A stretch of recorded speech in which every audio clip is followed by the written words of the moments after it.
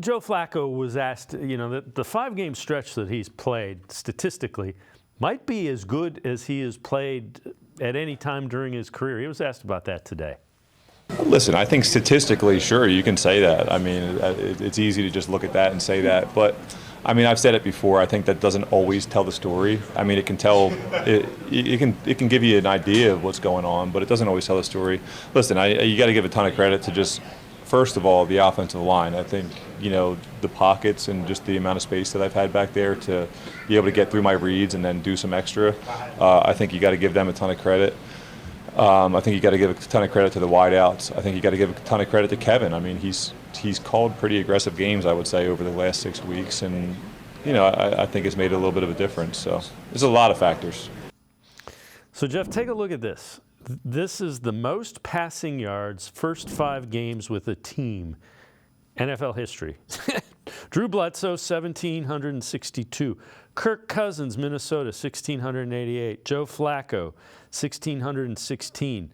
The second and third one of those, the play caller for both of those guys was Kevin Stefanski.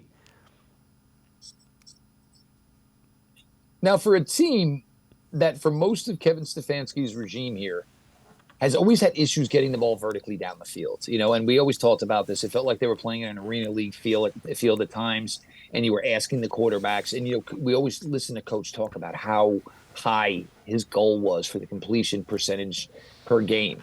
That's not something that's necessarily that important anymore, because when you can run off chunk plays like they do, David Njoku going for 37 yards or whatever it was for the first play in the Jet game, and then later on coming back on another drive and going 43 yards, and the Browns just amassing a lot of yardage in just a couple of plays.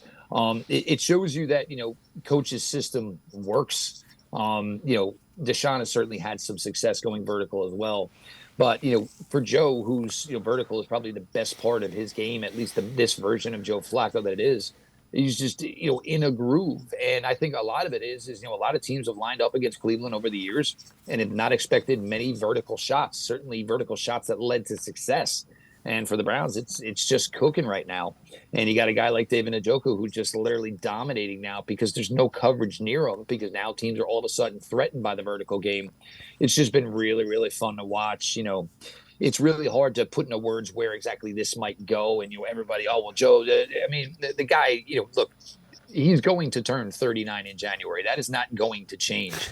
So to talk about this in next year or the year after, let's just enjoy this magical ride right now. There's going to be plenty of time for those conversations, obviously, once this season does come to an end.